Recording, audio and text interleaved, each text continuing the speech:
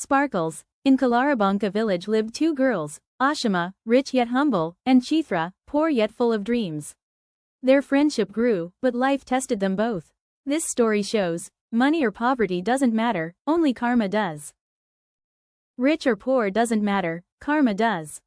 This is the story of two girls who lived in a small village in Odisha called Kalarabanka. One was Ashima, born into a wealthy family, beautiful, graceful, and blessed with everything one could desire. Yet she never took her privilege for granted. Deep inside, she believed, today my father has everything, but tomorrow nothing is certain. What will I do then? That thought made her determined to become self-independent. For her, no work was too small or too big. That is why, after passing class 10, instead of choosing a private school, she took admission in a government school, to face reality, to understand hard work. The other was Chithra, the youngest of three sisters, belonging to a poor family. Her father was a carpenter who barely managed to run the household.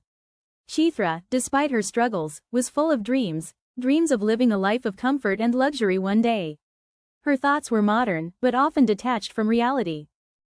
When Ashima joined the school, Chithra was already studying there. Chithra admired everything about Ashima, her grace, her confidence, her way of thinking. She often told her, "How perfect you are. How lucky to have everything." Ashima, on the other hand, was looking for a true friend, and she found one in Chithra.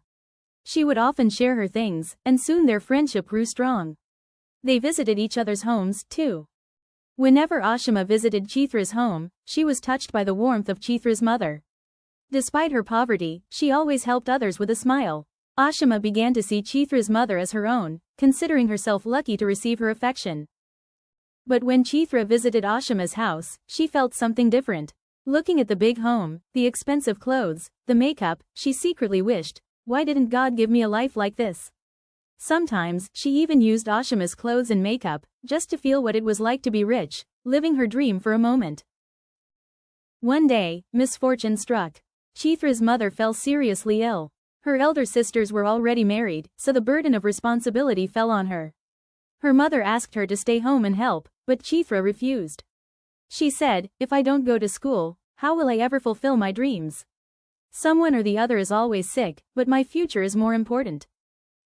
That morning, Ashima came to visit and learned about her aunt's illness. When she saw Chithra getting ready for school, Ashima said gently, "You're not going to school today, are you? Your mother needs you." But Chithra replied, "No, I must go. Exams are near. Mother will manage, it's her habit. I can't stop now." In her mind, Chithra had no true respect for her parents. She often thought they were obstacles to her ambitions. Ashima, however, thought differently. She said, "Your mother is old and has done so much for you. Right now, her health matters most. I'll stay with her today. I'll help her, and it will also make her happy. Besides, I wasn't in the mood to go to school today anyway. You go, Chithra. I'll take care of things here, and later I'll also catch up with the lessons." So while Chithra went to school, Ashima stayed behind to care for her friend's mother. She cooked, cleaned, and when her aunt rested, Ashima quietly studied for the upcoming exams. When Chithra returned from school that day, Ashima asked her, "What happened in class today? Anything important?" But Chithra could not explain properly. Something in her tone made Ashima feel uneasy. Days passed, and soon the final exams arrived. Ashima, despite her responsibilities, performed excellently.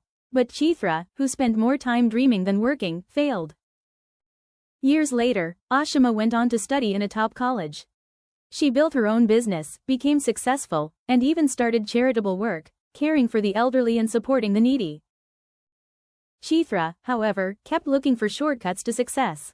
Wherever she went, people took advantage of her ambitions. Her dreams always seemed within reach, but never truly hers. Sparkles the moral. From this story we learn that life is not about running away from responsibility. Dreams alone cannot shape our future. It is our karma, duty, and hard work that build the foundation of success. True success comes not from escaping reality, but from embracing it with responsibility and determination.